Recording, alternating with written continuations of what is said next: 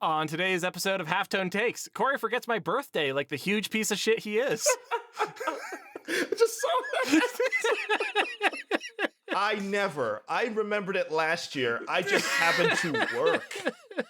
I was busy. I was busy not remembering your birthday.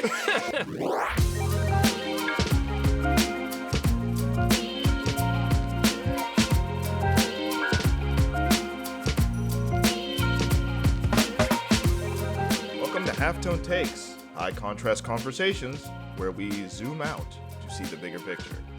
I am one of the hosts, Cory Revis, aka the one that does not know the song, and this is my other host. Hi, I'm a total trash mammal, Adam Bucheri. Yes, sir. Yes, sir. And we are talking about something specific. I'm asking Adam about one of his apparently all-time favorite games / experiences / you'll tell me. Tell me when to stop. We're talking about Night in the Woods. So, if you haven't heard about this game, and by the way, yeah, we're getting straight into it because Adam has a lot to say about this. But yeah,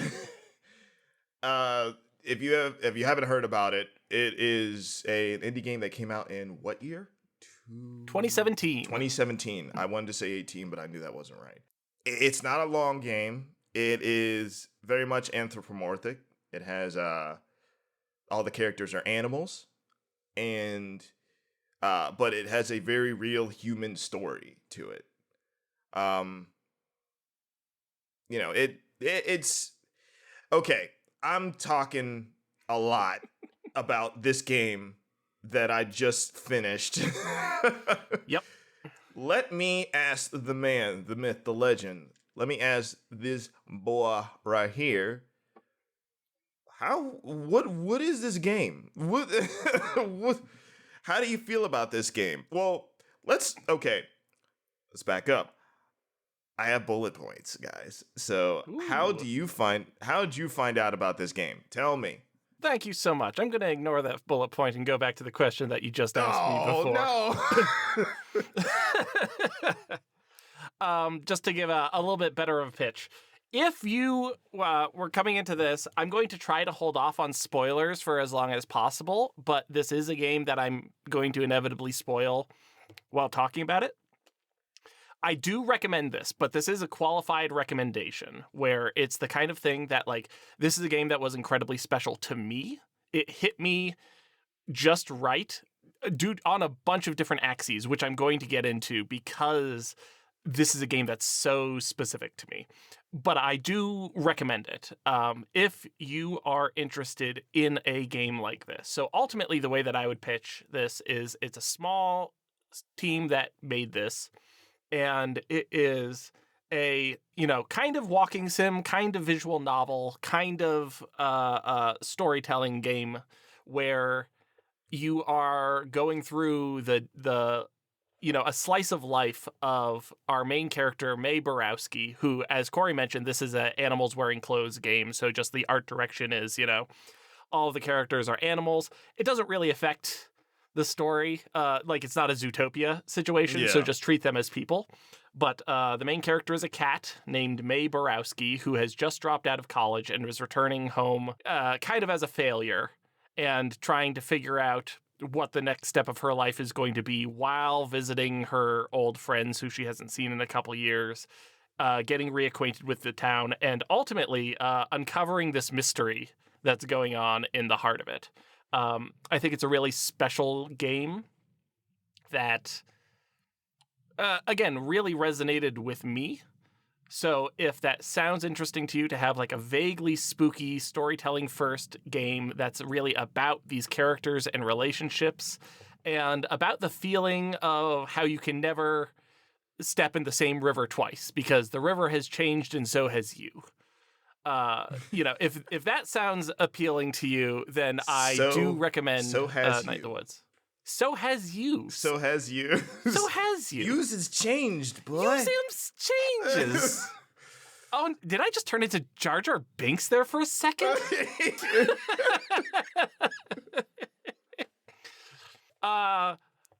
But yeah, recommended. Especially you, Jules, who said you were gonna play it, but you didn't. Got Call him. out. Fucking got him. Got him. Execution.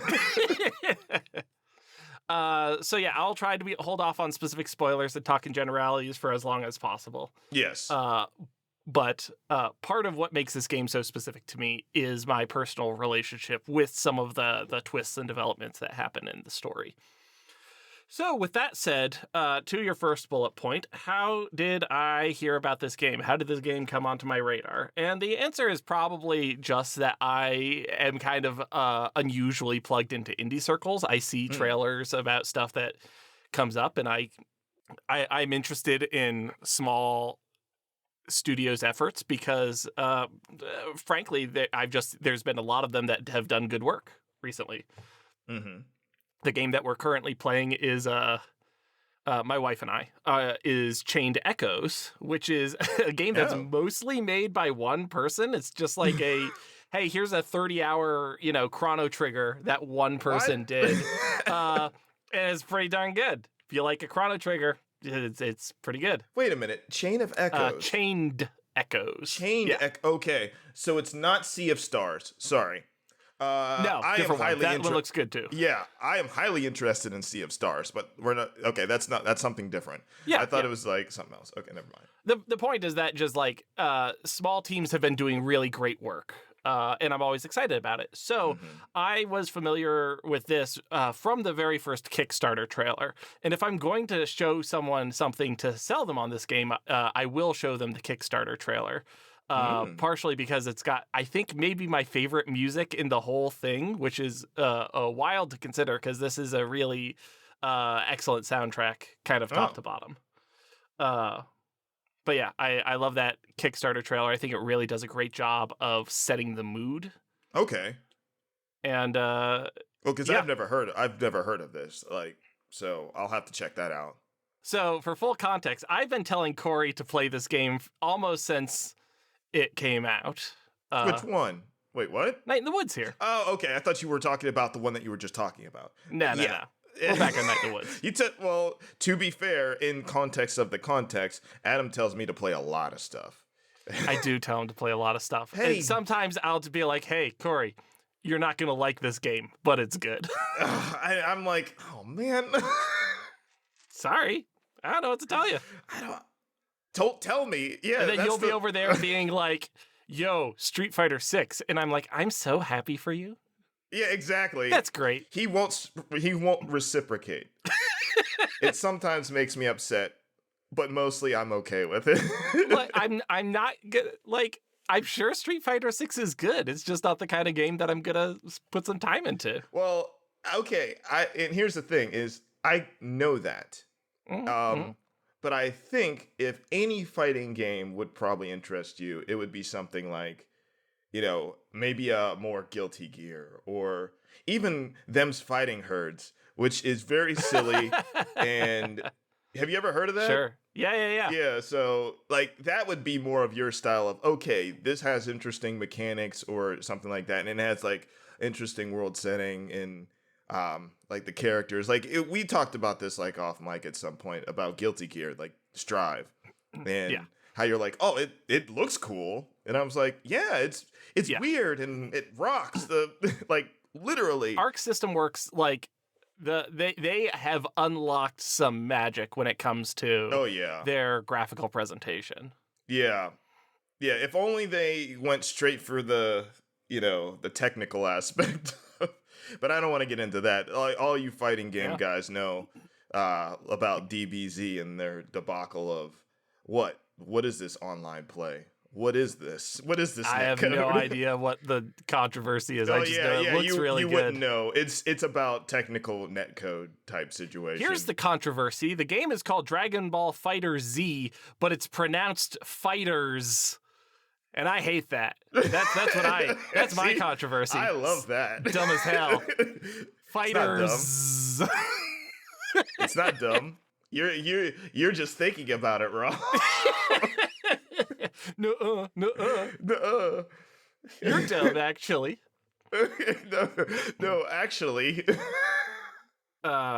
So yeah, I'm a villain, and I don't always follow up on Corey's recommendations, but that's okay. We play different kinds of games, and Well, yeah. I also think that we are getting better at recommending things to each other that we would actually maybe play. Mhm, mhm. So it's like, oh man, Adam would like this kind of stuff. And no, it's not. It's not like everything is dark and depressing. It automatically means Adam likes it. No, this actually, like playing Night in the Woods, gave me a kind of a better understanding Mhm, of mhm. Adam's thought process and what Adam finds appealing, not only in, what he likes to play, but in how he likes to play it, which is also very important. But the subject matter and the overall tone Yeah. of things. Because we all have like extreme cases of like, oh, I really like this.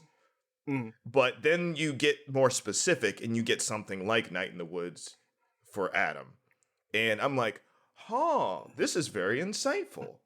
And not just that, but I feel it was a very well made game too.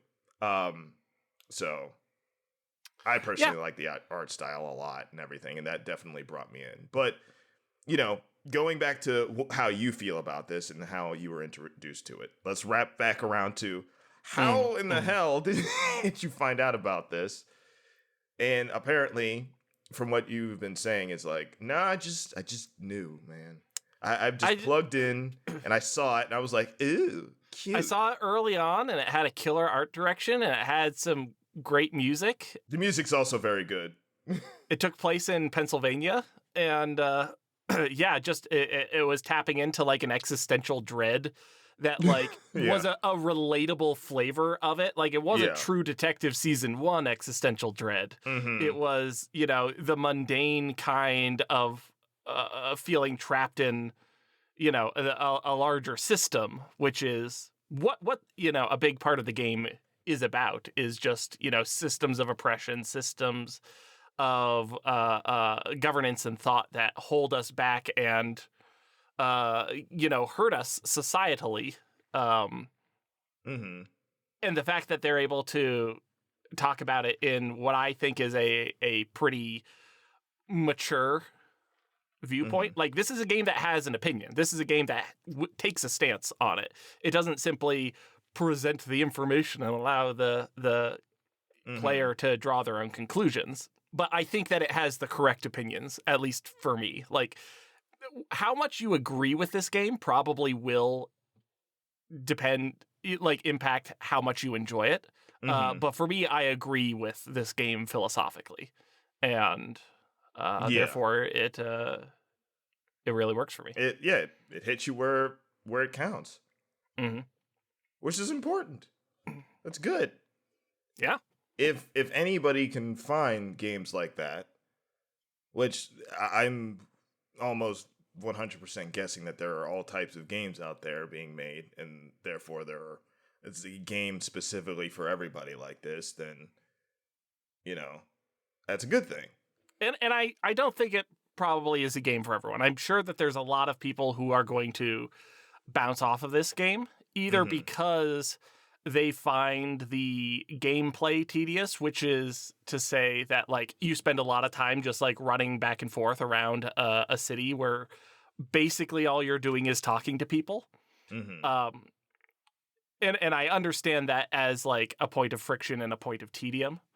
Um, how much you agree with this game's politics will impact your enjoyment, and then also just how much tolerance you have for this specific flavor of like millennial energy. Oh yeah. Uh, Oh, the sarcasm is super high in this game. The yeah, just um the level of just you know snark yeah. is like I don't think it's at a tipping point, but it's definitely super high.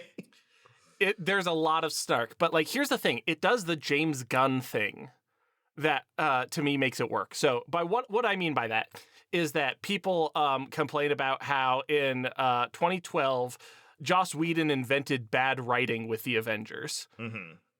which is fucking dumbest take in the Yeah, world. that's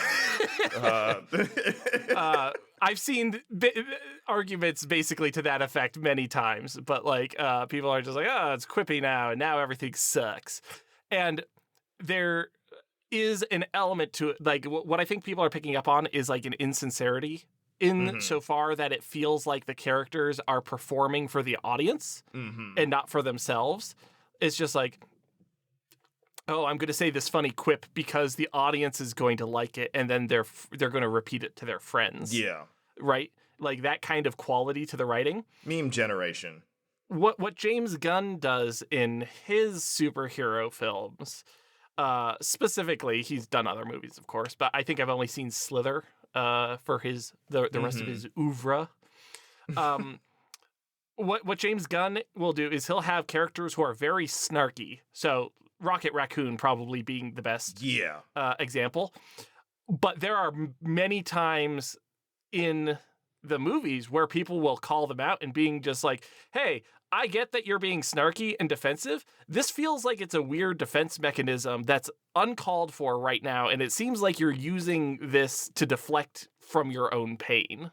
Like, it takes it seriously. These are characters who are talking to each other, and often what we're seeing are like these defense mechanisms in order to, help them deal with being themselves and deal with the pain that they carry. And that's a lot of what Night in the Woods has, where it's snark, it's sarcasm, but also these are real characters who have real personalities and real insights. And often when that facade comes off, when you see characters being vulnerable, like it hurts. Like early on in it, I'm going to try to keep this broad. This is an early game, mild spoiler, but they go to a party in the woods. Basically, the first night that May is back, and she gets too drunk on like 3 beers, which for me, relatable, absolute featherweight. I might actually, this is fun news, Cory, you haven't heard this. I might actually have an alcohol allergy, which explains why I have been an absolute featherweight my whole life. And I'll just start hurting if I have more than 3 drinks. What? I have never heard this before. I didn't even know that was a thing. But my 23rd birthday was spent in Los Angeles, and I had 3 drinks, and then I had to excuse myself from this little party at the apartment block and just go lie down on the floor of of our bathroom in the dark, in the cold, and just try to be like, oh, my back is hurting so bad for no reason. You got blasted off of 3 drinks. I know. It literally is affecting me differently. I'm having a non-standard alcohol experience. I mean, some people, hey, so at least at least you're just not like, I gotta do it until I completely 100% know. It's just like, it's just not for me. And anyways, our main character, May Borowski, who again is a returning, having just bombed out of college, is at this woods party where now she's maybe a little bit too old to be here and doing this. And, there's an ex who's there, and she gets up on a stump and does this little monologue about how she's back, baby, and how she'll never die, and how everyone's a fucking idiot except her. This is where the aforementioned "I'm a total trash mammal" line comes from, as well as the very good "I've got nightmare eyes." This is a very quotable. She said that. That's pretty funny. This is a quotable game to me. But she then, makes a total ass of herself, and then drives home with her best friend from years ago, Beatrice. Yes. And B has been cold and distant since you've gotten back. And now you are drunk in her car, and there's just this extended sequence of her driving you home and just really tearing into you, just being like, what were you thinking of doing this? Like, you really fucked it up. And also, you're a bad friend. And also, Yeah. I you was are going to not. say, like, you probably don't want to go too much into it because then that goes into like it's like a branching path. There's so many branching paths in this game of like conversations anyway that Yeah. lead to bigger things, crazier things. Mm. I wouldn't say that this is like really like a choice based game. This isn't like a telltale kind of thing, but like you do have some agency in how you present your character, the dialogue options you have, and specifically who you choose to spend time with. You'll get to see some scenes and not get to see others. Yes. But something that I love about this, which is a trick that the recent game Homebody also does. I told you, Cory, that was a cool game that you would not like. Yeah. I also knew about that before you told me too, because it's made by like a friend of the Game Grumps guys. Yeah. And Not the Game Grumps, but like the team. yeah, but like one of their team members who's been working on it for like a long time. So they promote it a lot.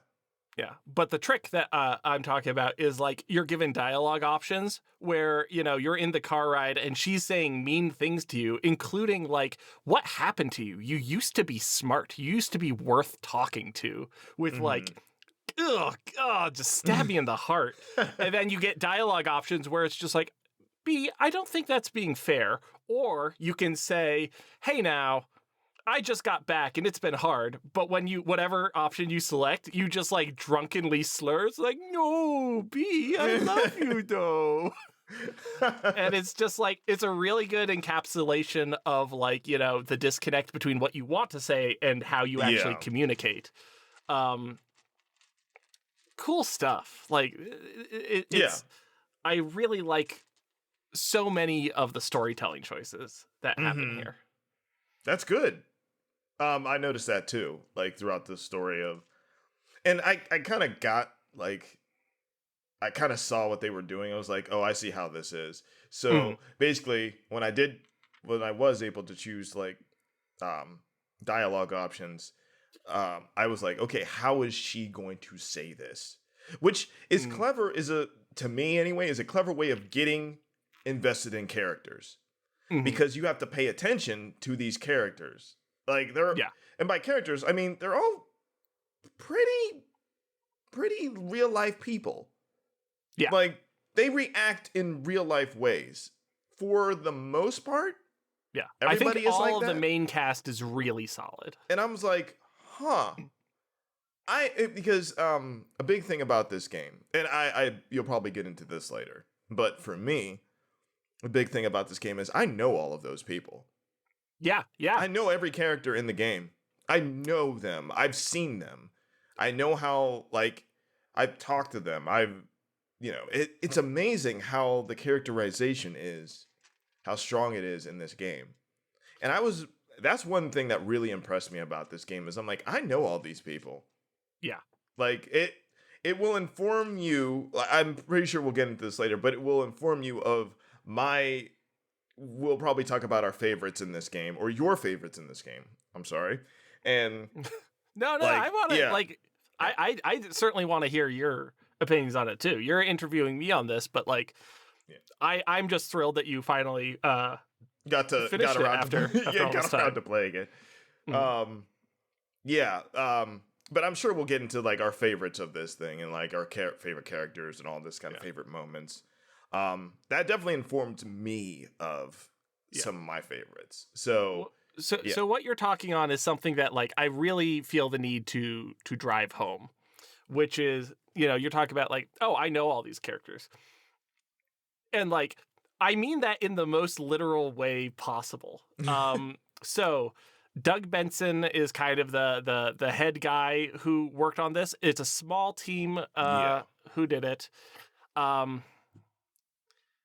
Just as a real quick aside, I feel like I do have to, address that there was some controversy around the composer who, just a bad group of circumstances that unfortunately led to him committing suicide, which is Yeah, it's not great Yeah, overall. that's not great at all. Um, Uh, and I don't want to bring that up just to introduce bad feels to the conversation. However, there was some controversy around his behavior, but also I feel like he didn't deserve that, and so I'm empathetic yeah. to the situation while also acknowledging it. Moving Yes. on. The thing that like I can't get over with this game is like how specific it is. So Doug Benson, the lead guy who worked on this, is from Pittsburgh. Really? I Yeah. Oh, can you not tell? I mean, I don't. Sometimes, like, well, here's the thing. Sometimes these creators, unless you look them up, I'm just Mm, assuming that mm. this is like the stereotypical thing that they think about when they're making like a setting and game and stuff like that. So Oh no, this is way I'm too just like, well, specific. maybe he's from somewhere like Midwest, and he's like, well, this is very stereotypical. I've done my research. This is how it is, type Hmm. thing. Not like, I mean, now that I know that, I'm like, oh, I get it. That's good. Yeah. Like he actually knows. So, and not not just like an outsider kind of doing his research, which is Yeah. possible, but he actually is in it. He has his feet in it. It's always possible for someone who's not a native to a location to be able to write fiction in that location. Like, I don't want to gatekeep that. Yeah. However, someone who is born and raised and enmeshed in this stuff is going to have like a specificity. Yeah. And I feel that so hard. Oh yeah, So there's a super there's a lot. There's a lot here. yeah. There's So little nods, very tiny, that I was mhm. like, wait a minute. Like I definitely did like the fry like eye Mm. squint of hold on a second. What are you talking about? So my hometown is Erie, Pennsylvania, right next to Lake Erie, which is only a couple hours away from Pittsburgh. Cory, you are a Pittsburgh native through and through. I'm from New Brighton. That's Mm, where my parents still live. Um, but that's about 45 minutes away from Pittsburgh. But I've existed in and around Pittsburgh because I have family that lived there. My granddad lived on the north side. mm, We currently live like in the West End, and I've been around. I've been around here. yeah. Uh, and as a result, like, I don't know, like, again, this specificity where it just feels constant. There's a couple of people who you bump into on your daily when you're doing your daily rounds and you're just hanging out with people. Mm-hmm. There's a couple of people outside of a bar who, hell or high water, are going to be chilling for the Smelters. Go Smelters! Go Smelters! Go Smelters! Which is obviously just the Steelers. Yep, which is actually hilarious. It's so funny because I've seen and they're in it. Here's the thing though, which cracked me up about that. mm. They look like they just got off work, Oh, every time, yeah. and that's always how it is. And I was like, Mm. oh my goodness, they work in a mill or they work construction, Yeah, and yeah, that's how it always happens in like the smaller towns like surrounding Pittsburgh, like the yeah. Pittsburgh area. I'm like, oh man, oh man. And there's just a couple of people who might not have that much in common otherwise, but they found this shared community in Yeah. the sports fandom, and that's how they know each other. That's how they relate to each other. Yep. The actual town is called Possum Springs, which I swear to God is just Beaver Falls run through a synonym generator. Oh man, and that Beaver Falls is right next to New Brighton, and my mom Oh. works for Beaver Falls School District. Yep, yep, So yeah, like, and yeah. a lot of my family is from that area, like on my Mm, mom's side anyway, and so I'm like, now mind you, Possum Springs, I think is smaller than mm. Beaver Falls, like characterization. If we're gonna go for something like what is Possum Springs kind of compared to, Yeah. I would personally say it's something like Freedom or Elwood City. Like more Elwood City. But it's like But in the between. point is like those Yeah. suburbs that surround Pittsburgh. Oh yeah, It's not in the yeah. city proper, but it's like right outside, and it has Yeah. that specific energy. Because I'm guessing like the big one. What was the big place that they? I don't know if this is spoiler territory or not. If we're not getting into like the specific spoilers, I don't think we're ruining anyone's experience by saying that like we go to a party in another city at one point. Yes, yeah, and yeah. So, and it's like about what? It was hours away. So, yeah, which I feel like that was supposed to be Pittsburgh proper, and it's just like, oh, this is where where B, who desperately wants to go to college, desperately wants to feel like she can be part of this bigger world when she's just trapped in this, backwater, basically. She can go here in order to have a connection with other people her age. And like the comfort of that layer of anonymity. Yes. Like that feels very real to me. The fact that the game takes place in autumn and Pennsylvania will always be autumn in my mind, such a spectacular way that the trees turn. Like autumn really shines on the East Coast, I think, and Pennsylvania for me specifically. There's just train tracks everywhere in it. You got those, big, huge hills constantly with cars parked at like steep, like 40-degree angles along it. At one point, you can engage in a mini game in order to try to steal pierogies. It's very specific. Oh yeah, yeah. I unfortunately didn't get that mini game. Yeah, there's a lot of stuff that you can miss in this. Yeah, there's a lot of stuff I was about to say there must have been a lot of stuff you can miss because the way I wanted to play or the way my path was, man, I don't want to get into this because it goes into my favorite character, which is B. I love B. Yeah, I love B. B, I know B. So I was like, oh man, that's literally my cousin. It's literally my cousin. So I'm like, oh man. So I followed a lot of her path, and apparently her path has nothing to do with the pierogies thing. That's just something that you can stumble upon in the world. It's not connected to any one person's path. Yeah. Although you can similarly do a trying to steal garbage from Hot Topic minigame, which is very funny. I did that. That was funny. Yeah, and it is Hot Topic. It is Hot Topic. At one point, you go and visit an abandoned mall, which also feels very familiar. That's Beaver County. That's straight up Beaver County, unfortunately.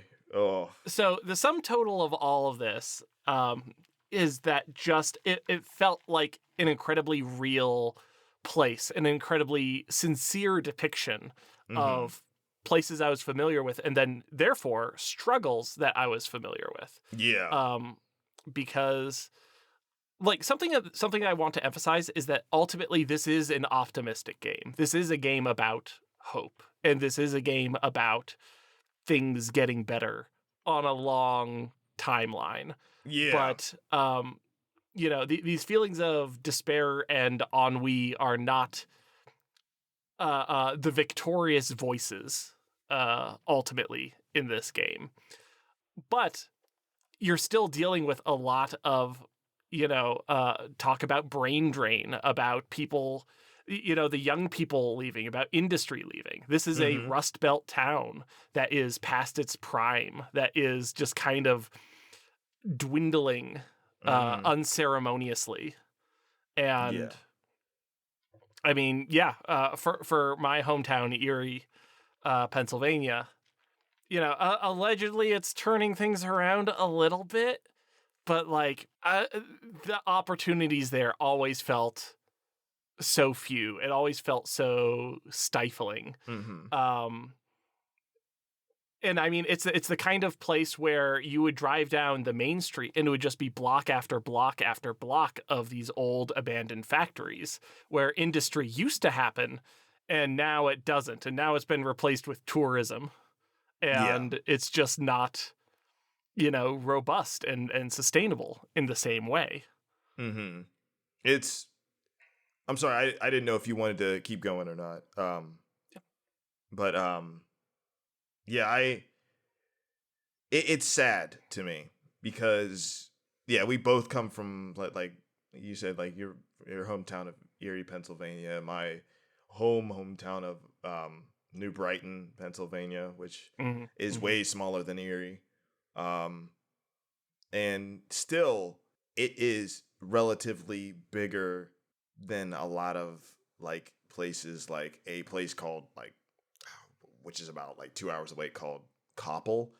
I'm Hmm. throwing out a lot of names out here, like just you know, I'm not bashing these towns or anything like that or Hmm. something like that. It's just like it feels bad in the like that is the quote that I only comes to my mind is this feels bad Sure. because like you said about like the abandoned mall in the game and stuff like that. I was like, oh man, there was a local mall like in another small town by the small town where I grew up, and it the mall used to be popping, Hmm. and now it has nothing in it. Like, and Yeah. me and my wife, we constantly talk about this anyway because my wife has been in the sales industry for a long time, so she's worked at a lot of like high end clothing stores and stuff, and she like just a small little story is she's always when she did work, she no longer works in that industry, but when she did, she would always get people come to her and say, "Hey, why don't you like I like this store. Why don't you why don't they put a store down in said area or in said mall? Hmm. Like why don't Hmm. they do that?" And her response is always because there's no customers base there. Yeah. Like, I'm sorry, but y'all are super country. Y'all don't care about this high end stuff. Like, you guys Yeah. will be happy if you were happy with like a Walmart shopping all the time. And I'm not saying there's anything wrong with that, but if you're happy with that, why would you spend more money for clothes? So, why would they put a place like this in your spot when they know it's not going to make enough money? And it's a endless cycle of that because, I said I was like, "You know what?" And I said this years ago. As soon as Macy's is gone, that mall is dead. Yeah. Because if Macy's gives up on you, there ain't nothing. There's nothing going to immediately happen. People are businesses are going to see that as a failing, you know, almost like failing state, and they're not Yeah. going to anywhere near it. Especially if that area has transportation, like public transportation, to go to a more high traffic area, Hmm. which it does. Like there's a bus system that goes straight towards Pittsburgh, where there's a Yeah. lot more stuff. So the young kids or the college kids, because there's a lot of college kids, they'll just hop on the bus or get their friends and carpool up to the place that's happening. Which Yeah. makes it even worse because now it looks like the place is hella abandoned. Totally. It's just like, oh, I feel bad. Like, so much of this game is about the mundane horror of capitalism and Yeah, how it leaves people behind, how it leaves entire communities behind. yeah, And, you know, part of that is the stubborn refusal of some to move and change with the times, and others being like, yeah, but it didn't have to be like this in the first place, yeah, you yeah. know? And that's a hard thing to because there's no in an ideal world there would be a right answer, but Mhm. like there would be in how I would see it is there would be a right answer now if it wasn't for the fact that time keeps moving. If you could stop time Sure. Yeah. and plan and do all this stuff that you need to do, okay, but you can't wait. Like nobody's waiting. Kids are especially Yeah. not waiting. They're just like, No, I don't care. You guys did what you wanted to do in the past. Now I'm going to do what I want to do. And if that Yeah. means moving away or going to, was it Bright Harbor in the game, then that's what I'm going to do. Yeah, and so following up on what you're saying about time, the way that this game is divided up into is in different days. So every day wakes up with you waking up, putting on your clothes. There's a great little montage of you getting into and out of bed. You go downstairs, you chat with your parents, then you hit the town, beat feet, wander around, chat with some people, hang out with friends, and then eventually go back to bed. But they use this in order to show like the passage of time and the changes that have come into the city. Part of it is that like parts of the city are locked off to you when you first start. So more city blocks open up as the game progresses. But also like weirdly something that I find profound, it's dumb that it's profound, is early in the game you're wandering past your favorite old pizza joint, Postabilities, and Postabilities has closed. And this is devastating to you because that was the best pizza in town, and it's like your first sign that like the world is moving on without you. Yeah. That things don't stay static forever. But then throughout the course of the game, you know, there are other changes to the city construction, which shout out to Pennsylvania construction. I was wondering when you were going to get into this because I salute you, Pennsylvania construction. Don't salute them. They don't deserve that. They don't deserve shit. They don't deserve this. Yeah. It's a sarcastic salute. Specifically Pittsburgh construction. Ugh. But and I live in the city limits, and it's kind of the worst. It's the pits. Oh and it's man, funny, like fucking navigating Pittsburgh in general is already brutal. Well, you know why? Is because Pittsburgh is built for like a time machine. If you went back 40 years into the past, if everybody was driving 30 or 40 miles under the speed limit, it would be fine. But considering everybody drives faster than the average bear, like, yeah, 200 feet isn't enough to change lanes in a four-lane highway. Pittsburgh is the only city that I've been to where it's just like I'm looking at something. There's like an IKEA and it's half a block away. And I'm like, I see it. How do I get there? I have no earthly idea how to navigate there. There is a river and a bridge, and they're going in the wrong directions, and I don't know what to do. Oh, there's a river and a bridge that goes over the river, then onto another bridge that goes under the water, then goes into the. Pittsburgh is a city of bridges. If you guys don't know, we have more bridges than Venice. This is fun. Some of the bridges are like, you know, they're like 4 lanes long. And which lane goes which direction changes over the course of the day. Absolutely. I don't know why. That really flipped my lid. I did not like that. Yeah, there's signs above certain lanes that says either a big X, a big red X, or a green arrow that says go. Yes, over the course of the day, usually in the morning, it's to prevent gridlocks with like rush hour traffic, which, to be fair, a lot of cities have this. But Pittsburgh has a lot of bridges, like I was saying before. So certain bridges don't go where you think they go. So it's one of those. Oh, and half of those bridges are double-decker bridges where a train will be passing over you. Or under you, yes. Or under you while you're driving on it. Yes. So, you know, it gets real crazy real quick, and that's in the daytime. At night, even I get like confused. I'm like, what? Because on top of that, there's the construction, which blocks off different. Well, that's what I was saying, is that now I have to take a detour. Yep. Good night. Game and the over. detour will take you all the way out to the zoo, and then it'll bring you all the way back on the other side of the river. And you're like, I didn't want this. I didn't actually need to go anywhere that bad. Yeah. I'm just good. It's funny because I constantly talk about people that like either haven't lived here very long or just are visiting Pittsburgh. And they're like, this sucks. And I'm like, have you been to Philly? Philly's worse, believe it or not. Shout I out don't to know. Philly. I love you guys. But Good old throw some batteries at us, Philadelphia. all you guys is one-way streets sucks, man. I hate this. I hate this. Shit sucks, man. But anyway, yes. Game explicitly gives you that feeling of, wow, okay, we are in Pennsylvania. This guy knows. Yeah. These people know what they're talking about. Yeah, it's just like constantly reinforcing that theme.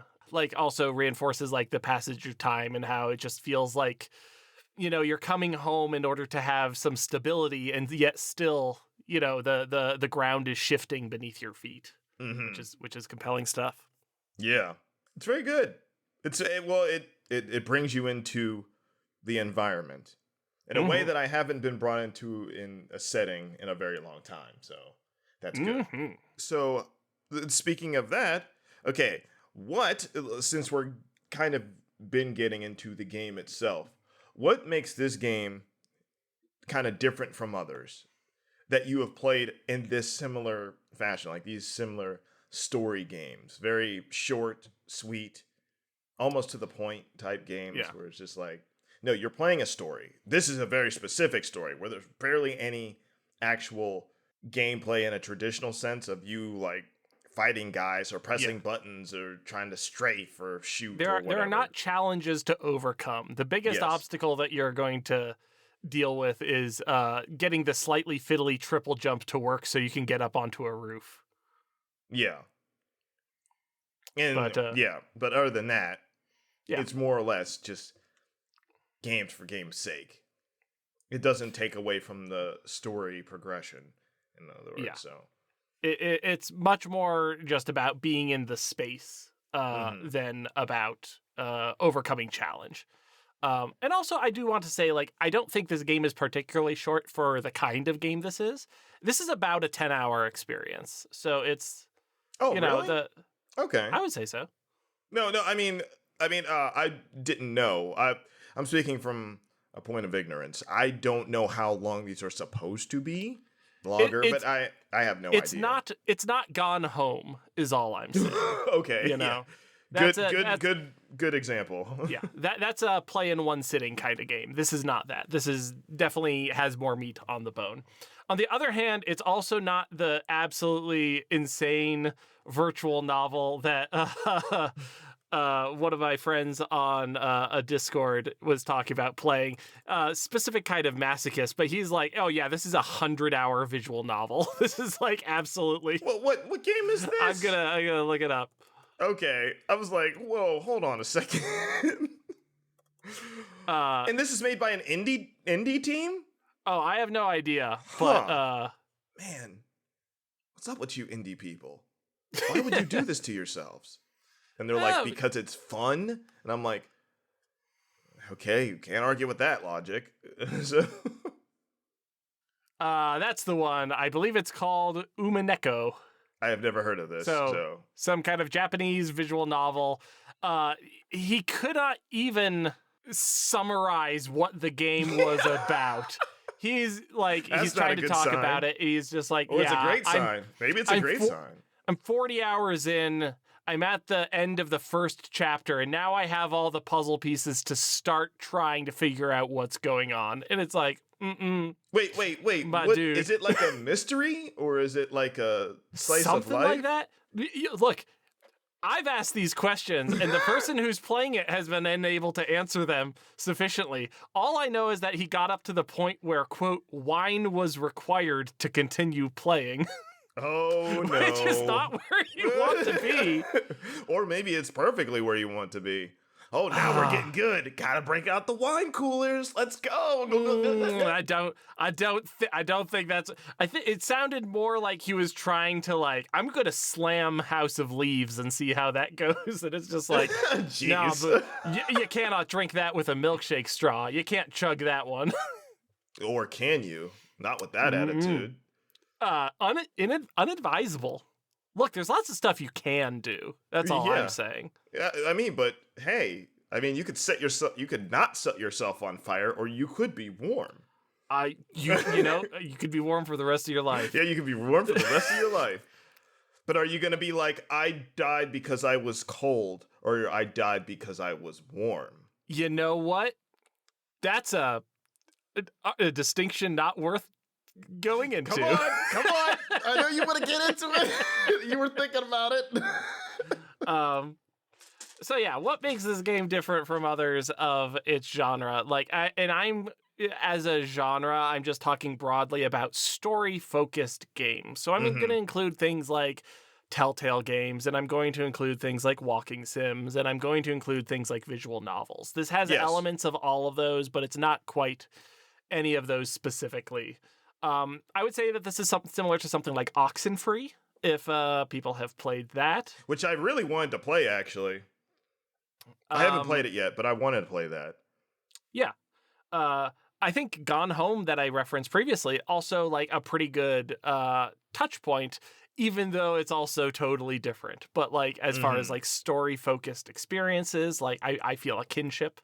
To me, I think it is just the content that really sets it apart. Like, I don't think that the play is remarkable. I like having a little cat who I can bounce around, and you can walk on telephone wires, which is cute and fun, and people keep telling you not to walk on telephone wires and you're going to die. F the and cops. Then you just keep doing it.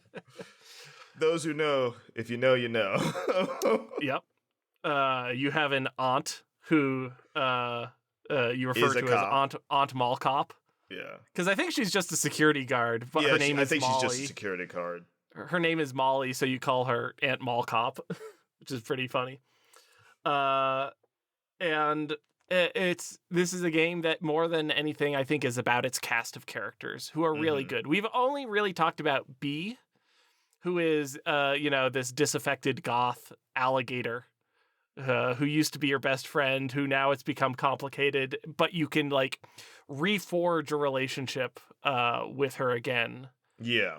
In a way that I feel is profound.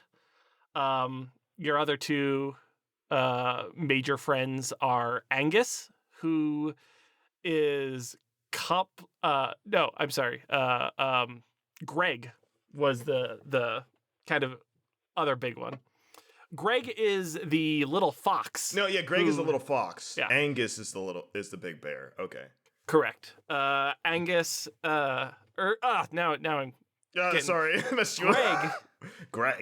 Greg is the other big friend in the game. He has ADD and it shows. He has a huge chaotic energy that he's bringing to everything in a way that like both feels like he is the best friend who you could have at this moment. Like he brings such a comforting chaos. Let's go do some crimes. He loves crimes. He loves smashing light bulbs with baseball bats. He's great. At the same time, like there's a very real sense that he's just like feels like he doesn't know what his future is or what it could be, because he is really struggling to, I don't know, find a way to become more than he is right now. You know, he just works at the Snack Falcon, which, oh boy, again, all of these names, like I'm just like, that's a giant eagle. That's a giant eagle, like mixed with a Sheetz. Yeah, you know. I mean, then there's that giant eagle is definitely panther. bigger. I always saw it as like a 7-Eleven. It's a country fair. Yeah.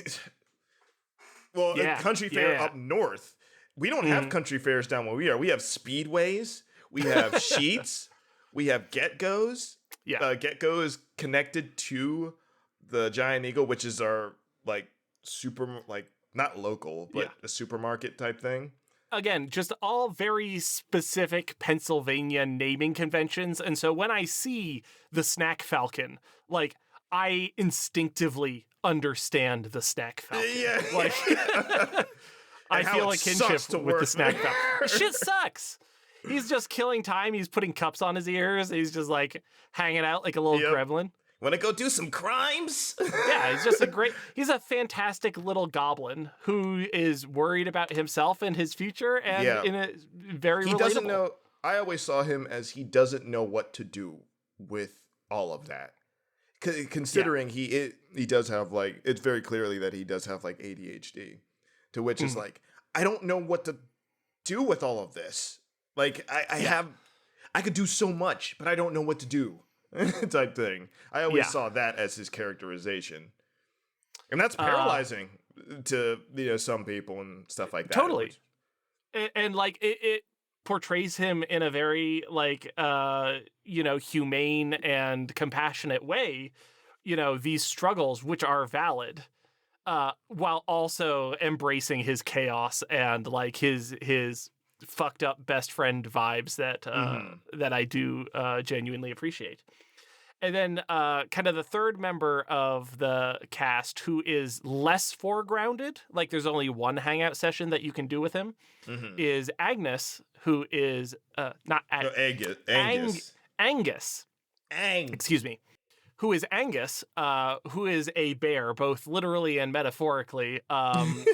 Him and Greg are a couple, and Angus is as cool and collected as Greg is loud and vibrating at all times. Mhm. He's the voice of reason. He's the voice of uh, he brings a lot of the humanist philosophy Mhm. to this game, and like for having less screen time than the others do, like I really resonated with Angus and just his plea for compassion Mhm. in a heartless world. Again, not spoilers per se, but like something that really resonated with me was the only opportunity that you have to hang out with Angus is you go stargazing. Actually, I should ask, Cory, did you go and spend time with Angus when the Yes. opportunity presented Yes, I itself? did. Um, I mean, I played it as a game, and I'm like, I haven't, like, I kind of know Greg. Mm, I spent the most time with B, so it's probably in my interest to go do the thing with Angus.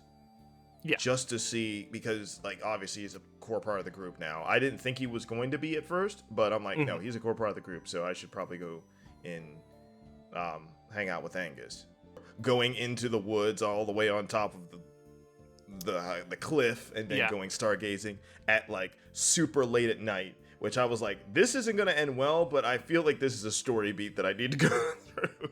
So Which also features some of my favorite music in the game. Like that song is called Constellations, and it's just okay. really lovely.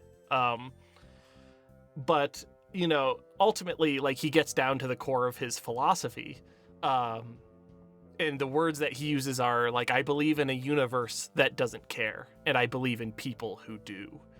And I think that's a really beautiful way to phrase that. Like in the face of an indifferent universe, like it's up to us to take care of each other and to value each other.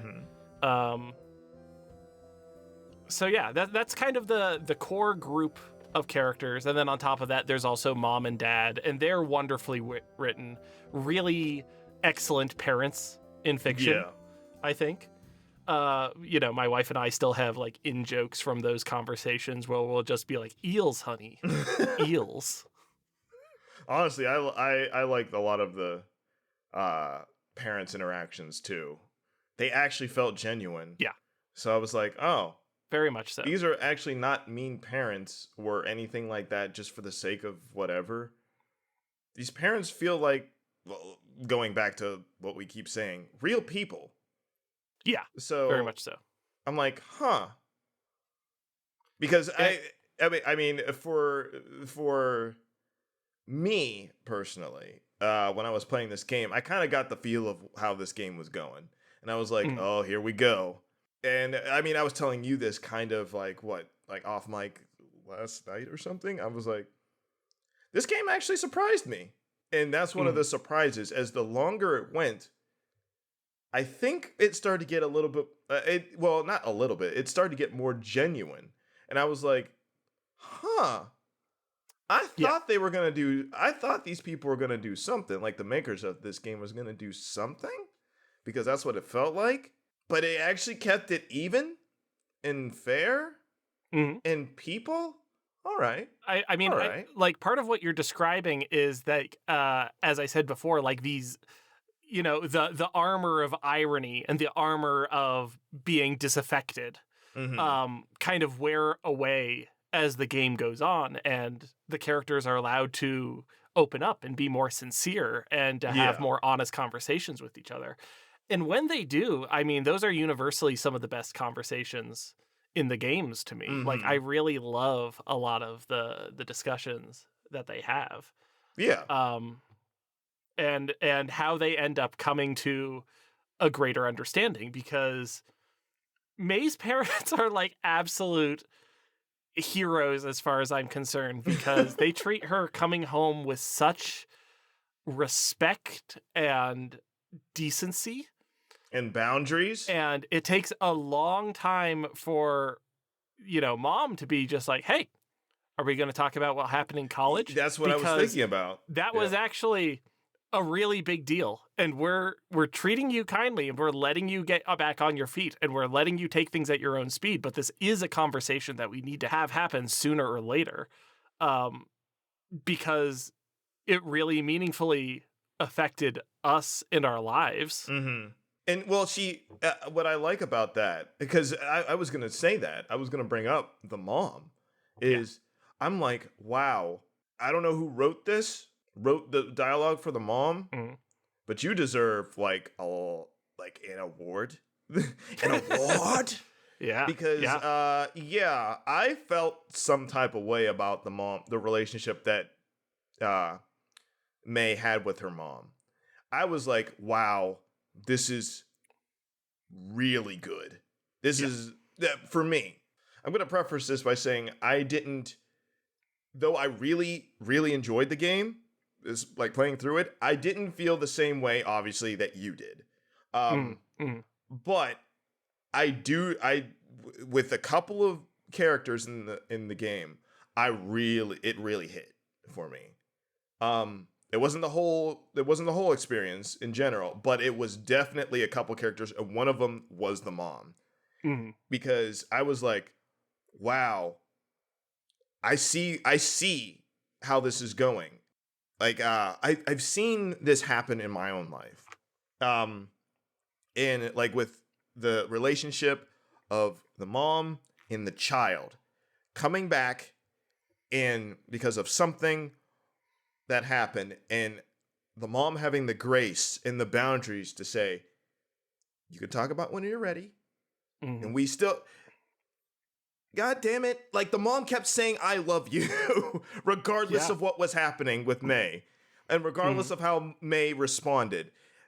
That to me, I'm like, wow, that blew my mind in a certain way where it's just like, wow, this game bamboozled me almost of being, oh, okay, we're going to the real shit of the cynical, all this kind of stuff, which is fair.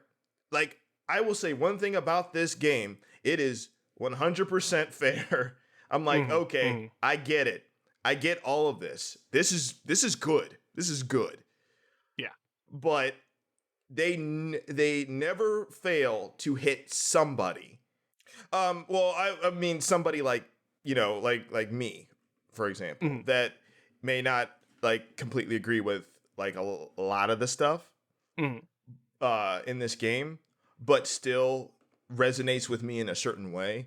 And one of them was the dialogue between May's mom and May herself Yeah. throughout the entire game.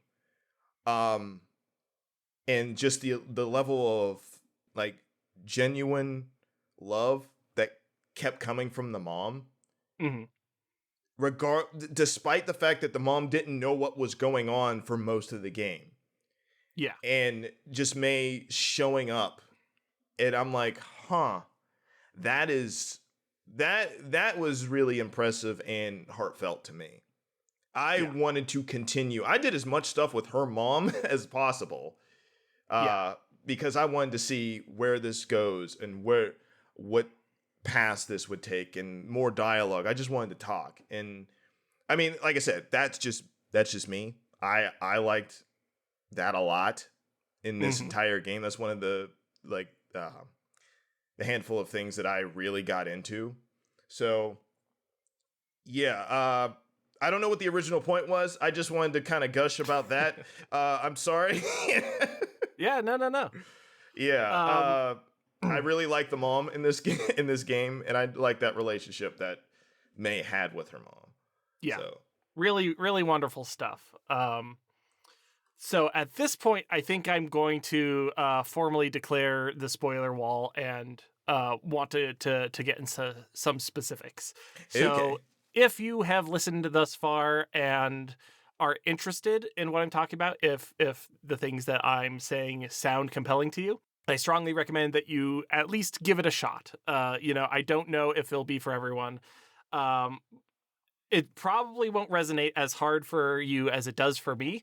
I'm going to get into why that is true right now. So, thank you. All the usual podcast stuff. Goodbye. Leave. so Get out of here. jeez, or I will see you later. Come back. Get the Come back fuck later. out! Get out of my house! Get out. Your money's no good here. Get out.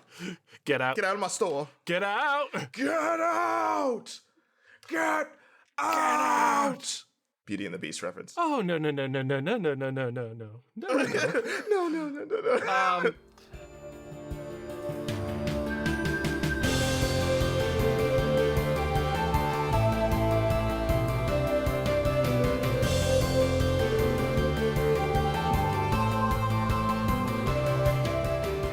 Hey there, Future Adam here, coming to you live from Erie, Pennsylvania, my hometown, to tell you that I misspoke during this episode, and every time I say disassociation, I mean dissociation. They sound similar, but are different. Thanks. Okay, so, spoiler wall dropped. So, eventually, you get to have a conversation with your mom about what happened and why you ended up leaving college. And the point is that your character is dealing with disassociation, but doesn't understand it yet and doesn't have words for it. So she's in college and starts having this disassociative episode where, in her words, things stop being real. They just become shapes, they become abstract in this way. And I don't know how much people are going to be able to relate to this necessarily, but this was the first time that we really saw this in fiction. My wife and I, we played this game together, couch co-op, where I'm driving and then she's just hanging out watching us play. She's weighing in on dialogue options and talking about where she would like us to go and see. And this was how we found out how to put words to what my wife had experienced her entire life. My wife deals with disassociation, but we didn't have the vocabulary to talk about it properly until this game introduced us to that. And then we were able to start meaningfully addressing it and making changes in order to make things better, because of this game depicting something in fiction which was so incredibly relatable to us specifically. Also, somehow I don't think I mentioned this, but we have two cats. One of our cats is named Salome, who we shortened to May. And so this is a game that features a cat named May talking about disassociation, set in our hometown. This game was made for you. Fuck, it's so specific. Like these people were stalking you. Yeah. These people were looking in your window and saying, "Oh, I got something for him." For real. I got something for him. And so she comes home and, is avoiding talking about it with her mom, and eventually is able to open up and be honest and to drop her levels of, defense. And I don't know, I found that really beautiful, the way that they were able to make up and come to a greater understanding. Like her relationship with her parents, I find really powerful in the end. Another subplot that I want to bring up, because it's easily missable. Were you able to kind of complete the story with her dad? I think so. Is it the tooth? Yeah, Yes, because I did. that's missable. Um, Yes, I did do that. yeah, Where you learn about his dad? yeah. So Yeah, I did get through that. Yeah. Which I thought it was going to go more. I have some questions after more or less you're done. I just want to get your opinions on stuff. But yeah, continue. right. So the summary of that, which also I find really powerful, is that kind of an unspoken bit of storytelling is that your mom is always there in the morning and your dad is always there at night, with the implication that they work at different shifts, and so they hardly ever get to see each other. Like there's this big disconnect in the family because they're working at these opposite ends. And dad is very unhappy working his shit job at the deli counter at the Ham Panther. And and something that can happen is you have to be kind of diligent in going around your home and poking at corners, but you can eventually find a tooth that belonged to your grandfather. And then you hear the story about how basically a reminder that unions were the compromise that we came up with, because the alternative was what her grandfather did, which was that they had an abusive boss who worked at the factory, and they took him, dragged him out into the streets, and yanked out his teeth. Yeah, and basically beat the shit out of it. Yeah. And they kept teeth as a souvenir for what they had to do in order to fight for better living conditions for the workers. Yup. And so at the end of this, you are able to give this tooth back to your dad as a symbol that, like, hey, you are in a bad, unfair position. You should try to unionize. We don't know if it'll work, but you have to fight for better conditions, and you have to fight for a better future. And yeah, at the end of it, her dad is talking with her and saying, your dad asks you, would you stand there with me on the picket line? And her response is, I would breathe fire for you, Dad. And it's just like, I'm genuinely like a little emotional talking about it, where it's just like, it's fuck. It's one of those, I got you. Yeah. Dad. Yeah. And that's saying absolutely. to your dad. So I'm like, and I have, okay, I'm not going to go there yet. But yeah, I resonate with that too. The mom a little more, but I get the dad. Because the dad was a lot of my relatives, a lot of my uncles, my dad even. So, but more so my uncles than my dad though. But yeah, so I got that 100%. As soon as he started talking about unions, I was like, oh boy. Well, it wasn't even him. It was the lady, the older lady in the subway, who gave the backstory, which was really nice. And that went into one thing where I'm like, I hope that lady didn't die, because she felt like she was about to die. Like, obviously pass away off screen. Right. But I wanted to ask you that, because that's one character that I was like, did she die or did she just leave? So, let's talk about the broader conspiracy that's happening here, which I think is dovetails into your question. Okay. Which is to say, surprise, this game has a cult in it. Not only just a cult, but a death cult. Like there is a like supernatural, like Lovecraftian cult that is behind this mystery at the heart of this, which comes into play really in the second half. You get a couple clues, but it's not until the second half of the game that like this becomes stuff starts happening. Yeah. And it's really interesting to me. Like I'm pretty into this cult. Because it again echoes a lot of Pennsylvania stuff. I remember like You remember the Lore podcast, which became like really popular a few years ago? I believe so. Yeah. Right. One of the early episodes was about the bloody pit in Pittsburgh, which was just this yawning hole in the ground and like the Oh, supernatural stories that built up yeah. around it. And that's immediately what I thought of when I started hearing about this. So basically, um, there is this cult in the game.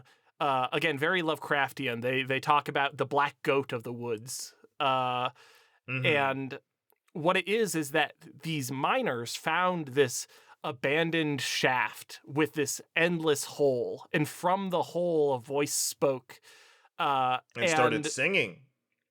and someone fell into this hole, and when they did, that was a year of great prosperity.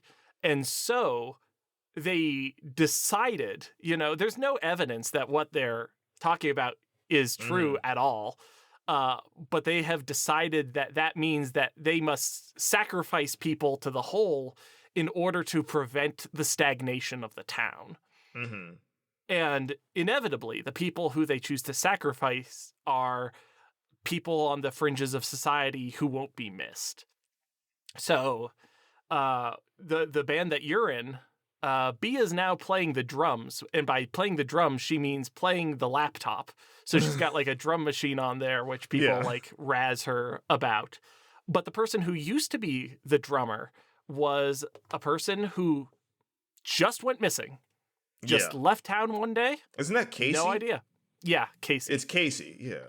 And I mean, for my wife, Leanne, she also, like, that was something that really struck with her because she knew someone exactly like that who That just disappeared. was in her life one day and then just disappeared. And whether they went to greener pastures or whether they got, wrapped up in addiction or whether they just fucking died somewhere, Yeah. she doesn't know and she'll never know. Yeah. Um, And so this kid was just someone who is, again, on the fringes of society, was kind of, not quite a troublemaker, but,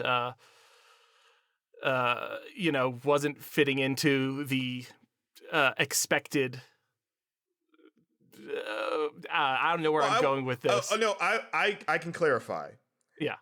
It was a kid that the people, the Yeah. cult people, didn't seem to think anybody cared about.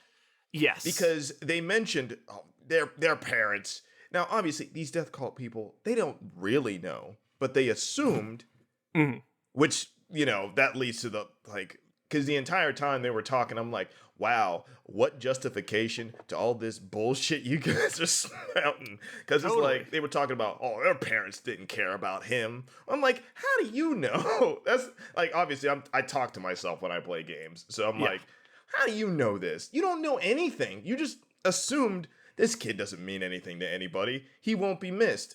Obviously, he was missed because when that happened, when they told him, Mhm. Greg, we're past the spoiler. Greg immediately got pissed. He was like, that was one of my best friends, you asshole. Yeah. Of course I cared about him. And I'm betting you anything his parents cared about him. His parents were looking for him. Didn't you see the signs? They put up signs everywhere. Which, that sign and the little pamphlet thing didn't go away. I thought it would Mhm. eventually. No, it sat there. And I was like, well, now I feel even worse. So Yeah. I was like, wow. But ultimately, like, dissecting the metaphor, and it's not a subtle metaphor. Oh, Like, yeah, yeah. the cult is conservatism. This is people Yes. who are scared of change. This is the old guard who's desperately clinging on to what used to be and trying to, by sheer force of will, force things to stop changing. Well, And it doesn't work, and yeah. it never will work. Well, it's one of I mean, by sheer force of will, but I would also add to that by any means necessary. Yeah, Because at absolutely. this point they don't care who they hurt or how it gets done. It just has to get done Yeah. for them, not for anybody else, but for them. And they just So, keep telling themselves that if they, look, someone needs to get hurt. in this. Someone Mhm. needs to get thrown into that pit in order to make things better for everyone.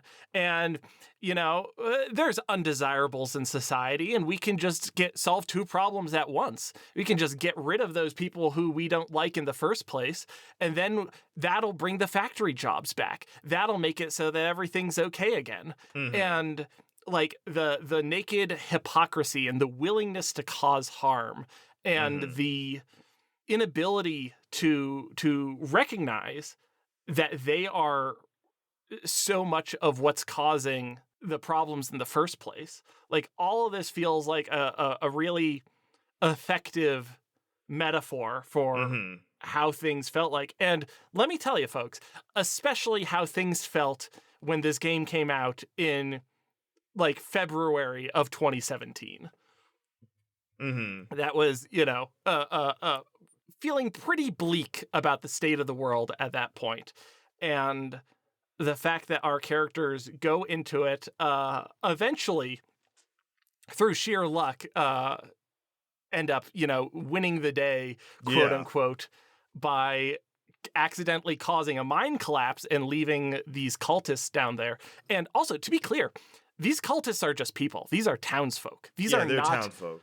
And they you never know, tell you who they actually are, which I think is no. pretty clever. They don't say who they like because they're like, "Oh, we're watching you. You'll never know who we are, but Yeah. we know who you are," type thing. So, It's a real hot fuzz kind of cult, you mhm. know?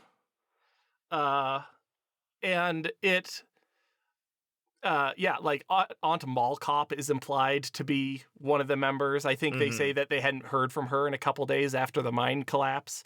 When you go back to the smelters guys, only one of them Yeah, is only one there. of them is there. Yeah.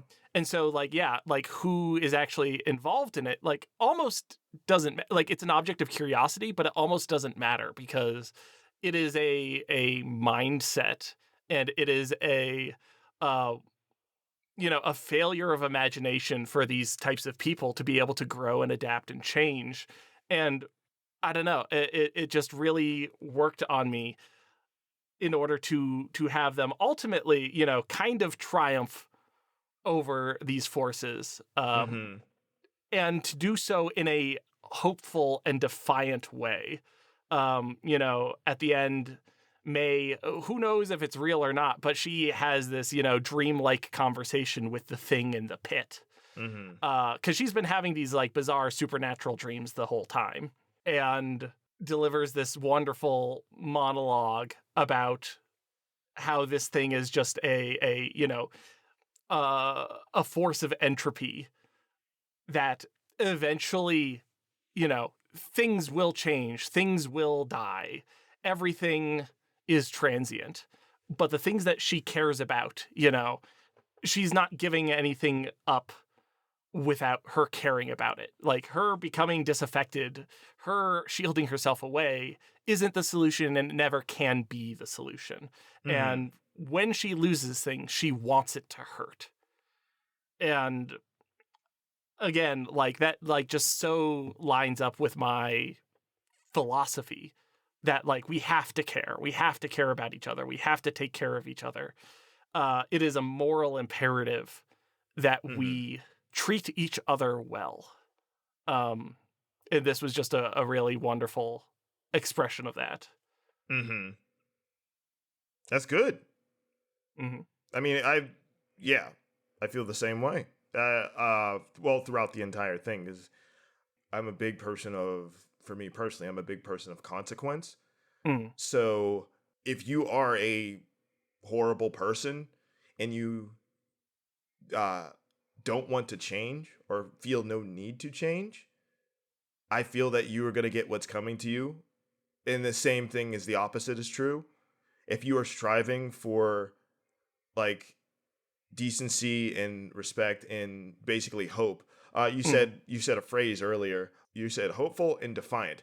I would put those together. Hope the whole game is hopefully defiant. Yes. And I appreciate that because, you know, all these the four main characters and, like obviously several others and stuff like that. They represent like a big like amalgamation of hope to me. Yeah. Different reasons, different coming at it from different ways and Very much different so. perspectives, but they all say, no, this doesn't have to be like this. This actually doesn't have to be like this. There are ways to change this, and we can affect this.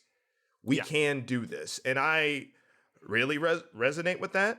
For me personally, I resonate with that whole philosophy. And I appreciate that is constant. Like you said, like with May's monologue, that's what I heard when I went through that sequence. I was like, she's like, nah. Oh, I hate to put this in as a joke from Spider-Verse 2, but like it's literally a nah, I'm gonna do my own thing type situation. And I was like, yeah, okay, all right. Yeah. I can dig it. So yeah. It is weirdly profound to me to just, I don't know, hear what I believe echoed back to me. Like, oh no, man. Like I don't know if I always tell you, dude. Like, and I don't mean to get sappy in this like this podcast, but this is us. You people are listening to this. But dude, I always I never for once thought, even from the very beginning I knew you, that this is not how you were.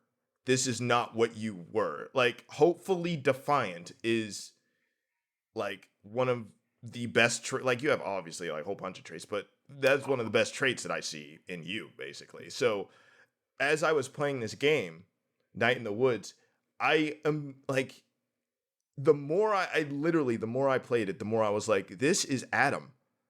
And not in like any like crazy like putting you in a box type situation, because that's one thing I hate. I hate people putting themselves in small categories. This is only you. This is you. I'm sorry. No, did you say you hate cat people putting themselves into boxes? Because they love categories. Boxes. No, categories. They love boxes. Did I not say categories? I'm sorry. My brain is kind of like moving on the train, chugga, and it's like, no, you miss it, you miss it type thing. But no, I never thought that. I always thought that was one of your best traits. And as I played the game, I was like, yeah, this is Adam, and not in like a categorical way, but a way that this is like I said, this game is hopefully defiant, and this is how Adam's like. Now, I don't want to like say Autumn, like this is your viewpoint and only you, but right. No, this is you. This is what you would make if this is a game that you would have made. Yeah, I feel a strong kinship with it. If you didn't see this, you would have made this. And this game is beautiful. So I was like, Adam, you're beautiful, man. You're beautiful. You are also a beautiful soul. And, well, thank you. But this ain't about me. This is about you. Yeah, that's right. Shut the fuck up. Also, it's literally my birthday, and I'm a special boy. Is it your birthday? Isn't your birthday in August? Yesterday. Yeah, August 20th. Oh! Did you just say, isn't your birthday in August when it literally do be August, my dude? I know. I knew I forgot something yesterday. I am so sorry. You heard it here, folks. I am the biggest asshole. Because I was like, I'm forgetting something. Yesterday, I was thinking this. Now, mind you, I was working yesterday. I had to work, so I had a lot on my mind. But I was like, I know something is today. What do you know? It was Adam's birthday. God damn it. Happy birthday, my dude. How old are you? 68? That was last year. Now I turned to 69. No. Oh, okay. Oh, it's the sex number. Stop, please. My wife says that all the time. Please don't. Please don't do this. I'm saying it ironically. No, she always says that to me too. She's every time something's, that's the sex number. And I'm like, please. I know. Is it? What? Yes. That's crazy. No way. Stop. I'm gonna forget. See? So remind me the next time. I thought I was gonna go into a joke of, oh, now like you're gonna give me some obscene number. Like, yeah, I was 68 last year. Now I'm 2. Happy birthday to me. I am 35 years old, so almost old enough for my opinion to become irrelevant to society. So looking forward to that. Opposite. Now you can be president. Now you can make your opinion I can law. be president. Yeah, You can make your opinion law now. all I have to do is kill. The Declaration of Independence. Kill the Declaration of Independence. Yeah. Yeah. Well, anyway, okay. I don't know if you have any more points or, what have you in terms of details of the game. Right. 2 more quick things is that my respect for this studio cannot be overstated. They have since become evolved into their new form, which is called the Glory Society. Okay. But they assembled the Glory Society with the explicit statement of like, hey, this is gaming's first game development co-op. This is a flat level structure. There are no bosses. Everyone gets equal pay, equal treatment, and an equal voice. Like, they are not just saying these kind of things and putting these messages in their games. They are living by their principles, and they are genuinely leading the industry in that way. And I fucking love them so much for that. Nice. The second thing I wanted to say is that, Greg and Angus are a gay couple. May is canonically bi. And so this game obviously has some clout in the LGBT communities. And this is my absolute favorite battle cry that I have seen. I don't know if you've seen this image. I share it every Pride month. But there is a giant banner that was unfurled during a baseball game. I don't know where it was. I believe it was in Portland. Okay, well that makes sense. But a giant image of Mae Borowski, and the letters on it read, "From Stonewall a brick, from Portland an axe.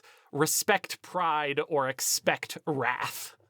And I'm just like, fuck, man, that is the rallying cry. That is, I'm absolutely on board with that message. Yeah, that's kind of awesome. Yeah. And the creators had nothing to do with it. They were just as surprised as anyone when a giant, 40-foot banner of Mae Borowski blessed the stadiums that day. So, fight the good fight. Yeah. And that's my closing words. Yeah, and it seems like they've been doing a good job since like inception. So, yeah. No further questions. Let's put a pin in it, Cory. Okay, so that is the end of our story. And everyone has died from AIDS. No, that was a Team America World Police reference. But anyway, yes, that is the end of our story. This has been very insightful, dude. I'm really glad we got to talk about one of your best games and best pieces of media, basically, I'm assuming, of all time. It's something like it's not my greatest piece, but it is something that like is incredibly special to me. There's never going to be anything more specific. Okay. Yeah. Also, side note, the something that I didn't mention, Cory, your wife's name is Autumn. Yes. And then the DLC like expanded like gold Game of the Year edition of this or whatever is called Night in the Woods Weird Autumn Edition. And there is a Guitar Hero song that you can play called Weird Autumn. Really? Yeah. I did not know that. Yeah, that is something I'm going to have to look into. Weird Autumn. Autumn. To be honest, she would probably really like this game. But she I have to find time for this. Without going too much into it, she has to be prepared for long-term sessions of games and stuff like that, especially story narratives and stuff. So, yeah, but I do want to at least show her this, and because she'll get a kick out of it, and she loves cats. So, Mm. yeah. That's cool. That's good to know. I'm glad. Mm-hmm. I am glad. But yes. Cory, what Yes. am I thinking about asking you for next episode? I don't know. Tell me. What do I think about asking me for the next episode? Question mark? Cory, that's a great question. Thanks so much for asking. I was thinking, under our new initiative, I'm going to present you with 2 topics and see if one of them is something that you'd like to talk about for next issue. So the 2 that I'm bringing, as we were talking a little bit, and I was curious if you wanted to be interviewed on your relationship to indie games, Okay. which is not to say indie games is a huge umbrella, but specifically your relationship with indie games, because it's quite different to mine, because I'm plugged into these spaces and you, I think, see them in a slightly different way. So I'd be curious to talk about that. Or we could talk about Van Helsing and trash media. Okay. Huh. What would be more interesting? Because I do because man, like Van Helsing and all that kind of stuff. Hmm. I think the indie game scene would be interesting. I mean, now it would be interesting for me to talk about. I don't know if it would be. We'll see. I mean, I don't know because, like I said, like I have a different relationship with indie games than you do. Yeah. Maybe would be interesting for our audience to listen to my perspective instead of like more of a, like I said, a high art perspective that somebody's like plugged in directly into what's the goings on and stuff, and is like, this is more of like a layman's terms, like a general audience type thing perspective. Yeah, Like exactly. that's more of mine. So yeah, we could talk about that. We could talk about indie games and All right. how I feel about them. Cool. So Indie games from the perspective of someone who is not quite as plugged into them as I am. So yeah, indie games from not an indie gamer. yeah. So So you could look forward to that in the future. yes. Okay, we'll start with that. Also, you have any questions, comments, suggestions for a new topic, an episode, send us an email at halftonetakes at gmail.com. And we also have a Instagram for the show as well. Yes, same moniker, same title. Look us up. Like and subscribe. I draw every episode. I draw a different picture for it, and it's really fun. I think it's cool. If you've enjoyed listening, please give us a rating and review on Apple Podcasts, Podcast Addict, or wherever you get your podcasts. And you could rate them. Word of mouth is the only way we can grow, and we appreciate that. So tell your friends. Mm-hmm. And if you don't know already, I have been Cory Revis. I'm an illustrator and comic creator. You can find me on Instagram at EARTHUR_ONE. That's Earther1. That is my personal art page. That is cool. And also, I have a comic on Webtoons called Dawn of Time. Look it up. Give it a like. Give it a read. It's cool. It's about time. It's about time. Boo! I have been Adam Bucherri. I'm an animator and game designer. You can find my tabletop games at boocherry.itch.io. That is boo like ghost, cherry like fruit. Yum, yum, yum. Mm-hmm. And that is us for, this episode. So the next week, you know what's going on. So we will talk to each other next week, and hopefully you guys will listen. Yeah. Cool. Yeah. All right. We got to go. So I'll see you guys later. Deuces.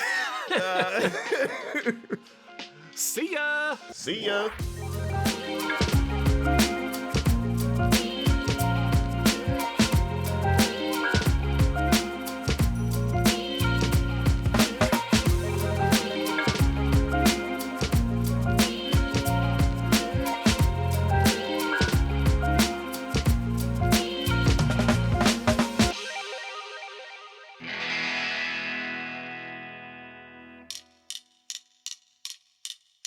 Some people are one way, that's how they stay. Some people find one life, they live that way.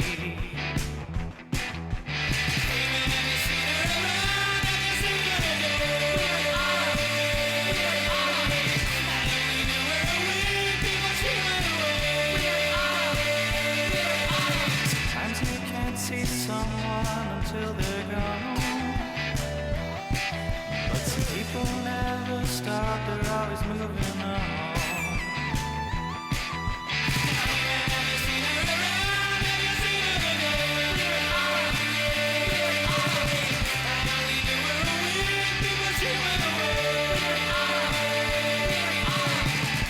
Out on the street, I saw them leave, a family drove away. They can't sell that house, so empty it stays. I never knew why that was, maybe could say it's because all of them's rooted away. They stayed in that house and with it remained.